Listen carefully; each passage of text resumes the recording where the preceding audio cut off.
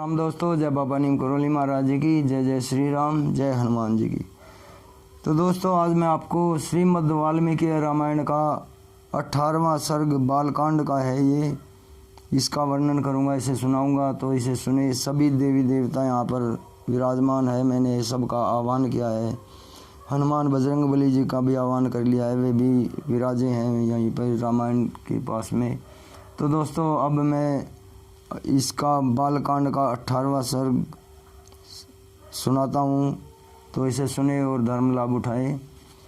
राजाओं तथा श्रृंग ऋषि श्रृंग को विदा करके राजा दशरथ का रानियों सहित पुरी में आगमन, श्री राम भरत लक्ष्मण तथा शत्रुघ्न के जन्म, संस्कार, शील, स्वभाव एवं सद्गुण राजा के दरबार में विश्वामित्र का आगमन और उनका सत्कार। महामना राजा दशरथ का यज्ञ समाप्त होने पर देवता लोग अपना अपना भाग ले जैसे आए थे वैसे ही लौट गए। दक्षिणा नियम दीक्षिका का नियम समाप्त होने पर राजा अपनी पत्नियों के साथ लेकर सेवक और सैनिकों को और सवारियों सहित पुरी में प्रविष्ट हुए। भिन्न भिन्न देशों के राजा भी जो उनके यज्ञ में सम्मिलित होने के लिए आए थे, वे महाराज दशरथ द्वारा सम्मानित होकर अपने अपने देश को चले गए। अयोध्यापुरी के से अपने घर को जाते हुए उन श्रीमान नरेशों के शुभ सैनिक भी अत्यंत हर्षमग्न होने के कारण बड़ी शोभा पा रहे थे। उन राजाओं के विदा हो जाने पर श्रीमान महाराज दशरथ ने श्रेष्ठ ब्राह्मणों के आगे करके अपनी पुरी में प्रवेश किया। राजा द्वारा अत्यंत सम्मानित हो ऋषि श्रृंग मुनि भी शांता के साथ अपने स्थान को चले गए। सेवकों सहित बुद्धिमान महाराज दशरथ कुछ दूर तक उनके पीछे पीछे उन्हें पहुंचाने गए। इस प्रकार उन सब का अतिथियों को विदा करके सफल मनोरथ हुए राजा पुत्रों प्राप्ति की प्रतीक्षा करते हुए वहाँ बड़े सुख से रहने लगे।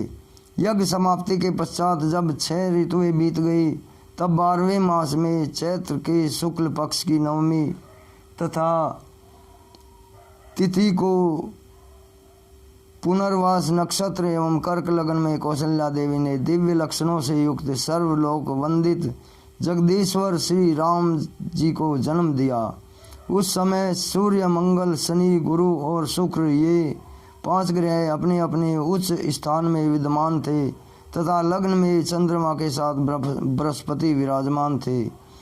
वे विष्णु स्वरूप भविष्य या खीर के आधे भाग से प्रकट हुए थे। कौशल्या के महाभाग पुत्र श्री राम इक्ष्वाकु कुल का आनंद बढ़ाने वाले थे। उनके नेत्रों में कुछ कुछ लालिमा थी। उनके होठ लाल, भुजाएं बड़ी बड़ी और स्वर दुंदुभी के शब्द के समान गंभीर था।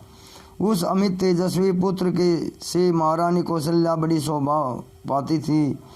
ठीक उसी तरह जैसे सुरश्रेष्ठ वज्रपाणी इंद्र से देव माता अदिति सुशोभित हुई थी। तदनंतर कैकेयी से सत्य पराक्रमी भरत का जन्म हुआ, जो साक्षात भगवान विष्णु के चतुर्थास से भी न्यून भाग से प्रकट हुए थे। ये समस्त सद्गुणों से संपन्न थे। इसके बाद रानी सुमित्रा ने लक्ष्मण और शत्रुघ्न इन 2 पुत्रों को जन्म दिया। ये दोनों वीर साक्षात भगवान विष्णु के अर्धभाग से संपन्न और सब प्रकार के अस्त्रों की विद्या में कुशल थे। भरत सदा प्रसन्न चित्त रहते थे। उनका जन्म पुष्प नक्षत्र, पुण्य नक्षत्र और मीन लग्न में हुआ था। सुमित्रा के दोनों पुत्र आश्लेषा नक्षत्र और कर्क लग्न में उत्पन्न हुए थे। उस समय सूर्य अपने उच्च स्थान में विराजमान थे। राजा के ये चारों महामनस्वी पुत्र पृथक पृथक गुणों से संपन्न और सुंदर थे। ये भाद्रपदा नामक 4 तारों के समान कांतिमान थे। इनके जन्म के समय गंधर्व मधुर गीत गाने लगे। अप्सराओं ने नृत्य किया। 4 देवताओं की दुंदुभियाँ बजने लगी और आकाश से फूलों की वर्षा होने लगी। अयोध्या बहुत बड़ा उत्सव बन गया।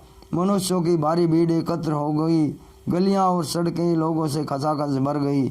बहुत से नट और नर्तकी अपनी अपनी कलाई दिखाने लगे।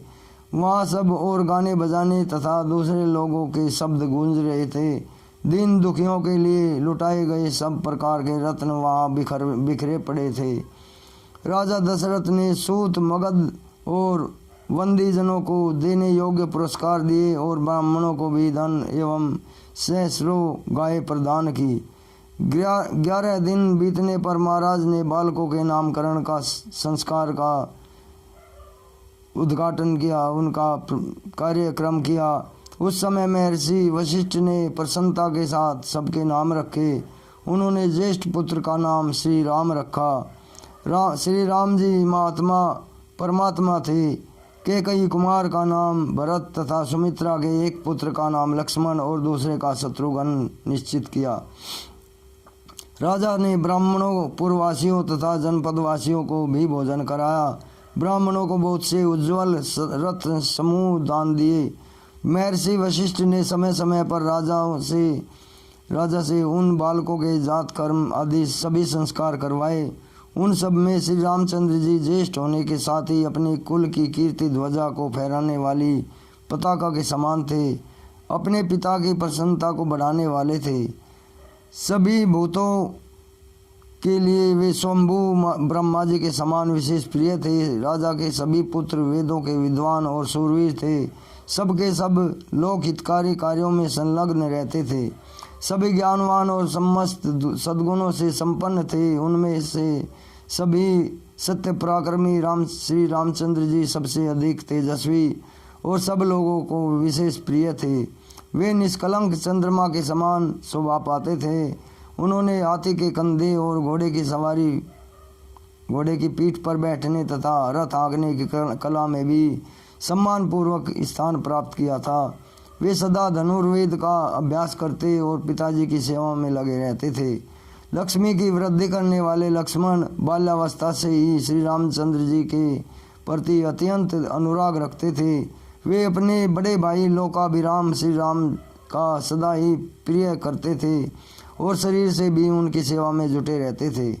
शोभा संपन्न लक्ष्मण श्री रामचंद्र जी के लिए बाहर विचरने वाले दूसरे प्राण के समान थे। पुरुषोत्तम श्री राम को उनके बिना नींद भी नहीं आती थी। यदि उनके पास उत्तम भोजन लाया जाए तो श्री रामचंद्र जी उनमें से लक्ष्मण को दिए बिना नहीं खाते थे। श्री रामचंद्र जी घोड़े पर चढ़कर शिकार खेलने के लिए जाते। उस समय लक्ष्मण धनुष लेकर उनके पीछे पीछे उनकी सुरक्षा के लिए चले जाते थे। इसी प्रकार लक्ष्मण के छोटे भाई शत्रुघ्न भरत जी को प्राणों से भी अधिक प्रिय थे और वे भी भरत जी को सदा प्राणों से भी अधिक प्रिय मानते थे।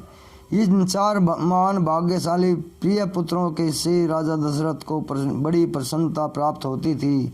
ठीक वैसे ही जैसे 4 देवताओं से ब्रह्मा जी को प्रसन्नता होती है। वे सब बालक जब समझदार हुए तब प्रसन्न सद्गुणों से संपन्न हो गए। वे सभी लज्जाशील, यशस्वी, सर्वज्ञ और दूरदर्शी थे। ऐसे प्रभावशाली और अत्यंत तेजस्वी उन सभी पुत्रों की प्राप्ति से राजा दशरथ लोकेश्वर ब्रह्मा जी की भांति बहुत प्रसन्न थे। वे पुरुष सिंह राजकुमार प्रतिदिन वेदों के स्वाध्याय, पिता की सेवा तथा धनुर्वेद के अभ्यास में दत्तचित्त रहते। एक दिन धर्मात्मा राजा दशरथ पुरोहित तथा बंधु बांधवों के साथ बैठकर पुत्रों के विवाह के विषय में विचार कर रहे थे। मंत्रियों के बीच में विचार करते हुए उन महात्मा नरेश के यहाँ महातेजस्वी महामुनि विश्वामित्र पधारे। वे राजा से मिलना चाहते थे। उन्होंने द्वारपालों से कहा, तुम लोग शीघ्र जाकर महाराज को यह सूचना दो कि कुशी वंशी गादी पुत्र विश्वामित्र आए हैं। उनकी यह बात सुनकर वे द्वारपाल दौड़ते हुए राजा के दरबार में गए। वे वहां पर विश्वामित्र के उस वाक्य से प्रेरित होकर मन ही मन घबराए हुए थे। राजा के दरबार में पहुंचकर उन्होंने इक्ष्वाकु कुल नंदन अवध नरेश से कहा, महाराज महर्षि विश्वामित्र पधारे हैं। उनकी यह बात सुनकर राजा सावधान हो गए। उन्होंने पुरोहित को साथ लेकर बड़े ही हर्ष के साथ उनकी अगवानी की, मानो देवराज इंद्र ब्रह्मा जी का स्वागत कर रहे हों। विश्वामित्र जी कठोर व्रत का पालन करने वाले तपस्वी थे। वे अपने तेज से प्रज्वलित हो रहे थे। उनका दर्शन करके राजा का मुख प्रसन्नता से खिल उठा और उन्होंने महर्षि को अर्घ्य निवेदन किया। राजा का वह अर्घ्य शास्त्रीय विधि के अनुसार स्वीकार करके महर्षि ने उनसे कुशल मंगल पूछा। धर्मात्मा विश्वामित्र ने क्रम से राजा के नगर, खजाना, राज्य, बंधु बांधव तथा मित्र वर्ग आदि के विषय में कुशल प्रश्न पूछा। राजन, आपके राज्य की सीमा के निकट रहने वाले शत्रु राजा आपके समस्त नतमस्तक तो हैं। आपने उन पर विजय तो प्राप्त की है। आपने यज्ञ, याग आदि देव कर्म तथा अतिथि सत्कार आदि मनुष्य कर्म तो अच्छी तरह संपन्न होते हैं ना। इसके बाद माँ भाग मुनिवर विश्वामित्र ने वशिष्ठ जी तथा अन्य ऋषियों से मिलकर उन सब का यथावत कुशल समाचार पूछा। फिर वे सब लोग प्रसन्नचित होकर राजा के दरबार में गए और उनके द्वारा पूजित हो यथा योग्य आसनों पर बैठे। तदनंतर प्रसन्नचित परम उदार राजा दशरथ ने पुलकित होकर महामुनि विश्वामित्र की प्रशंसा करते हुए कहा, महामुनि, जैसे किसी मरण धर्मा मनुष्य को अमृत की प्राप्ति हो जाए, निर्जल प्रदेश में पानी बरस जाए, किसी संतानहीन को अपने अनुरूप पत्नी के गर्भ से पुत्र प्राप्त हो जाए, खोई हुई निधि मिल जाए तथा किसी महान उत्सव को से हर्ष का उदय हो, उसी प्रकार आपका यहाँ पर शुभागमन हुआ है, ऐसा मेरा मानना है। आपका स्वागत है। मैं हर्ष के साथ आपकी हर इच्छा पूर्ण करूँगा। ब्रह्मांड, आप मुझसे सब प्रकार की सेवा लेने योग्य उत्तम पात्र है। मानद, मेरा ओ भाग्य है जो आप यहाँ तक पधारने का कष्ट करके आए हैं। आज मेरा जन्म सफल और जीवन धन्य हो गया है। मेरी बीती हुई रात बहुत ही सुंदर प्रभात दे गई, जिससे मैं आज आपके दर्शन का फल मिल पाया है। आपके पूर्व काल में आप राज ऋषि शब्द से लक्षित होते थे, फिर तपस्या से अपनी अद्भुत प्रभा को प्रकाशित करके आपने ब्रह्म ऋषि का पद पाया। अतः आप राज ऋषि और ब्रह्म ऋषि दोनों ही रूपों में मेरे पूजनीय है। आपका जो भी ये यहाँ पर मेरे समक्ष शुभागमन हुआ है, यह परम पवित्र और अद्भुत है। प्रभु, आपके दर्शन से आज मेरा घर तीर्थ हो गया है। मैं अपने आप को पुण्य क्षेत्रों की यात्रा करके आया हुआ मानता हूँ। बताइए, आप क्या चाहते हैं? आपके शुभ आगमन का उद्देश्य क्या है? उत्तम व्रत का पालन करने वाले महर्षि, मैं चाहता हूँ कि आपकी कृपा से अनुग्रहित होकर आपके अभीष्ट मनोरथ को जान लूँ और अपने अभ्युदय के लिए उसकी पूर्ति करूँ। कार्य सिद्ध होगा या नहीं, ऐसे संशय की अपने मन में स्थान भी ना दीजिए। आप जो भी आज्ञा देंगे मैं उसका पूर्ण रूप से पालन करूँगा, क्योंकि सम्माननीय अतिथि होने के नाते आप मुझ गृहस्थ के लिए देवता हैं। ब्रह्मांड, आज आपके आगमन से मुझे संपूर्ण धर्मों का उत्तम फल प्राप्त हुआ है।